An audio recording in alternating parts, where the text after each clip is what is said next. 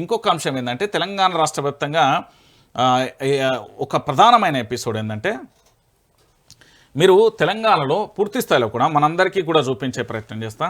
So ఈయన తెలుసు కదా, ట్రైనీ ఐపీఎస్ కృష్ణారెడ్డికి సంబంధించిన ఎపిసోడ్ రాష్ట్రంలో పూర్తి స్థాయిలో సంచలనంగా మారిపోయింది. ఇష్టపూర్వకంగానే ఆమె నా గదికి వచ్చింది. ఏడాదిగా రిలేషన్లో ఉన్నాం, నా ఆత్మహత్యకు ఆ నలుగురే కారణం, ట్రైనీ ఐపీఎస్ కృష్ణారెడ్డి సూసైడ్ నోట్లో విస్తుపోయే నిజాలు అంటూ కూడా చెప్పే ప్రయత్నం జరిగింది. సో అసలు ఏం జరిగింది అనేది ఒకసారి మనం కూడా చూసే ప్రయత్నం అయితే చేద్దాం. కృష్ణారెడ్డికి సంబంధించి రాష్ట్రంలో ఒక ట్రైనీ ఐపీఎస్కు సంబంధించి చర్చ కొనసాగుతున్న పరిస్థితి కనబడుతుంది. ఇష్టపూర్వకంగానే ఆమె నా గదికి వచ్చింది. వీళ్ళిద్దరి ఇష్టంతోనే ఇద్దరు కలిసి ప్రయాణం కొనసాగించారట. ఏడాదిగా రిలేషన్లో ఉన్నాం, నా ఆత్మహత్యకు ఆ నలుగురే కారణం, ట్రైనీ ఐపీఎస్ కృష్ణారెడ్డి సూసైడ్ నోట్లో విస్తుపోయే నిజాలు. హైదరాబాద్లోని సర్దార్ వల్లభాయ్ పటేల్ పోలీస్ అకాడమీలో మహిళా ట్రైనీ ఐపీఎస్పై లైంగిక వేధింపుల కేసు ఊహించని మలుపు తిరిగింది. ఫస్ట్ ఈయన మీద ఏంది అంటే కర్ణాటకకు సంబంధించిన మహిళా ట్రైనీ ఐపీఎస్కు సంబంధించి బాధితురాలు కంప్లైంట్ చేసింది. నన్ను హరాస్ చేసిండు, నన్ను ఇబ్బంది పెట్టిండు, నా ప్రైవేట్ ఫోటోలన్నీ వీడియోలన్నీ మా ఆయనకు పంపించిండు అని రకరకాలుగా కూడా ఆ కంప్లైంట్ చేసిండు. ఆ కంప్లైంట్కు సంబంధించి వాళ్ళు దాని మీద విచారణ మొదలుపెట్టి ప్రాథమిక విచారణలో నిజమే అని తేలిపోయింది. అయితే తేలిపోవడంతో ఏం జరిగిందంటే ఇప్పటికే ఆయన అకాడమీ సస్పెండ్ చేసిళ్ళు. దాంతోపాటుగా తుది నిర్ణయం డిఓపి అనుకుంటా బహుశా వాళ్ళు తీసుకోవాల్సిన ఉంటుంది. కేంద్రానికి సంబంధించిన పోలీస్ అకాడమీకి సంబంధించి వాళ్ళు నిర్ణయం తీసుకునే అవకాశం ఉంటుంది. సో అది అట్లున్నది. అయితే ఇలాంటి పరిస్థితులలో ఈ కేసు ఆరోపణలు ఎదుర్కొంటున్న ట్రైనీ ఐపీఎస్ ఉదయ్ కృష్ణారెడ్డి ఆత్మహత్యయత్నంకు యత్నించడం కలకలం రేపింది. ఆయన వెంటనే ఓ ప్రైవేట్ ఆసుపత్రికి తరలించగా ఎలాంటి ప్రాణాపాయం లేదని వైద్యులు వెల్లడించాడు. అయితే ఉదయ్ కృష్ణారెడ్డి రాసినట్లుగా భావిస్తున్న సూసైడ్ నోట్లో విస్తుపోయే అంశాలు ఉన్నాయి. తన ఆత్మహత్యకు నలుగురు వ్యక్తులు కారణం అంటూ లేఖలో పేర్కొన్నారు. తోటి బ్యాచ్మెట్లో ఏడాది కాలంగా రిలేషన్లో ఉన్న ఆమెకు పెళ్లి జరిగిన తర్వాత కూడా మా మధ్య రిలేషన్ కొనసాగింది. ఆమె తనంతట తానుగానే ఇష్టపూర్వకంగానే నా రూమ్కు వచ్చేది. నేను ఆమెను బలవంతంగా పెట్టలేదు. దీనికి సంబంధించిన పూర్తి వీడియో ఆధారాలు, డిజిటల్ సాక్ష్యాలు నా మొబైల్లో భద్రంగా ఉన్నాయి. మొదటి అంశం. అయితే ఉదయ్ కృష్ణారెడ్డి చెప్పే ఎపిసోడ్ ఏంటంటే ఆమెకు పెళ్ళైన విషయానికి సంబంధించి, అంటే ఆమెకు పెళ్లి జరిగిన తర్వాత కూడా ఇతనితో రిలేషన్లో ఉన్నదట. ఎక్కడ బలవంతం పెట్టలే, ఎక్కడ కూడా ఇబ్బంది పెట్టలే అని చెప్తున్నాడు. ఈ విషయాన్ని సదరు మహిళా ట్రైనీ ఐపీఎస్ భర్తకు కూడా స్వయంగా వివరించాను అని ఉదయ్ కృష్ణారెడ్డి ఆ లేఖలో పేర్కొన్నారు. అంతకుముందు తన వాట్సాప్, ఇన్స్టాగ్రామ్ స్టేటస్లో కూడా ఒక సందేశాన్ని పోస్టు చేశారు. తనపై వస్తున్న ఆరోపణలన్నీ అవాస్తవమని, న్యాయ పోరాటం ద్వారా వాస్తవాలు త్వరలోనే బయటపడతాయని, న్యాయం తప్పక గెలుస్తుందని అందులో పేర్కొన్నారు. కాగా కృష్ణారెడ్డిని అకాడమీ ట్రైనింగ్ నుంచి సస్పెండ్ చేశారంటూ వస్తున్న వార్తలలో నిజం లేదని తాజా విచారణలో తెలియదు. మహిళా అధికారిని ఫిర్యాదు నేపథ్యంలో ఎన్పిఏ అంతర్గత ప్రివిలెన్స్ కమిటీ విచారణ జరిపి కేంద్ర సిబ్బంది శిక్షణ వ్యవహారాల శాఖకు రిపోర్ట్ అందించింది.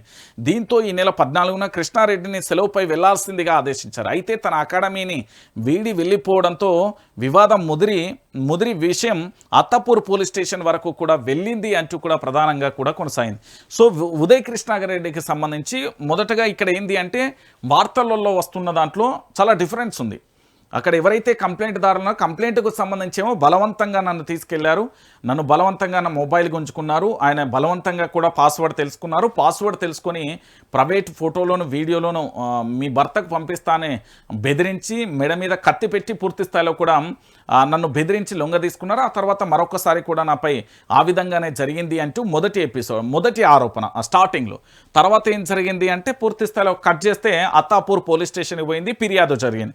ఇక దాని తర్వాత కట్ చేస్తే ఏమైపోయిందంటే సెకండరీ వచ్చేసరికి ఈ సూసైడ్ అటెంప్ట్ చేసుకోవడం. తర్వాత ఏది ఉదయ్ కృష్ణారెడ్డికి సంబంధించిన ఇన్స్టాగ్రామ్లో కూడా లాస్ట్ పోస్ట్ ఉండే నేను చదివినదని, ఉదయ్ కృష్ణారెడ్డికి సంబంధించిన పోస్ట్లో నా తప్పు ఏమీ లేదు, న్యాయం గెలుస్తుంది, నాకు న్యాయంపై పూర్తి స్థాయిలో న్యాయస్థానం మీద పూర్తి స్థాయిలో నమ్మకం ఉంది అంటూ కూడా థర్డ్.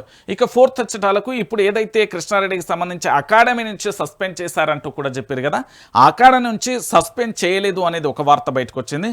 ఇంకొకటి ఏంటంటే ఈ ఎన్పిఏకు సంబంధించి అంతర్గత ప్రివిలెన్స్ కమిటీకి సంబంధించి కేంద్ర సిబ్బంది శిక్షణ వ్యవహారాలకు రిపోర్ట్ అందించింది. దీంతో ఈయనను సెలవులలో వెళ్లాల్సిందని చెప్పిన పరిస్థితి. అయితే అకాడమీని వీడి వెళ్ళకపోవడంతోనే వివాదం ముదిరి అత్తాపూర్ పోలీస్ స్టేషన్ దాకా వెళ్ళింది అనేది అంశం. సో మొత్తానికి ఏది ఏమైతేనేం సోషల్ మీడియాలో స్టార్గా నిలిచిండు. కానిస్టేబుల్ టు ఒక సిఐ అవమానించడంతో ఆ ఐపీఎస్ సాధించాలనే పట్టుదలతో సాధించిండు. చివరికి మళ్ళీ కట్ చేస్తే సినిమా అట్టర్ ఫ్లాప్గా మారిపోయింది. వాస్తవాలు ఏంది అనేది మరికొన్ని రోజులలో తెలుస్తుంది అంటూ కూడా ఇంకో పోస్ట్ కూడా వచ్చింది. మరి ఏం జరుగుతుంది ఉదయ్ కృష్ణారెడ్డి ఎపిసోడ్లో అనేది మనం కూడా వేచి చూడాలి. ఎందుకంటే ఇప్పటి వరకు కూడా చాలా వరకు కూడా మనం చూసాం, చాలా వరకు కూడా నేను తెలంగాణ ప్రాంత ప్రజలకు సంబంధించి అందరికీ కూడా అందరూ కూడా ఆలోచించాల్సిన విషయం ఏంటంటే, రాష్ట్రంలో నేను మళ్ళీ చెప్తున్నా, మహిళలకు సంబంధించి పూర్తి స్థాయిలో రక్షణ వచ్చింది. ఇంకొక బాధాకరమైన విషయం తెలుసా, సోషల్ మీడియాలలో కానీ ఎక్కడైనా నలుగురు పురుషులు కలిసినప్పుడు, పురుషులు కలిసి చర్చించుకున్నప్పుడు వాళ్ళు మాట్లాడే మాట ఏంటంటే, తప్పు లేకున్నా కూడా బలైపోతున్న పురుషులు చాలామంది ఉన్నారు కేసులలో. మీరు చూడండి, చాలా వరకు చాలా కేసులలో తప్పు లేకున్నా బలైపోతున్న వాళ్ళు కూడా ఉన్నారు.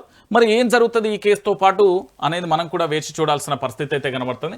సో మొత్తానికి పోలీస్ అకాడమీలోనే ఉన్నాడు, దాంతోపాటు సస్పెండ్ గురి కాలేదు, సెలవుల మీద వెళ్ళమని చెప్పారు. వెళ్ళకపోవడంతోనే అత్తాపూర్ పోలీస్ స్టేషన్ దాకా ఈ పంచాయతీ పోయింది. వెళ్ళి ఉంటే ఈ లొల్లి ఉండకపో అనేది ఇంకొక అంశం. ఎంత ఇమేజ్ వచ్చిందో అంతే డ్యామేజ్ అయిపోయిన పరిస్థితి అయితే కనబడుతుంది. సో ఫైనల్గా ఏం జరుగుతుంది అనేది మనం కూడా వేచి చూద్దాం.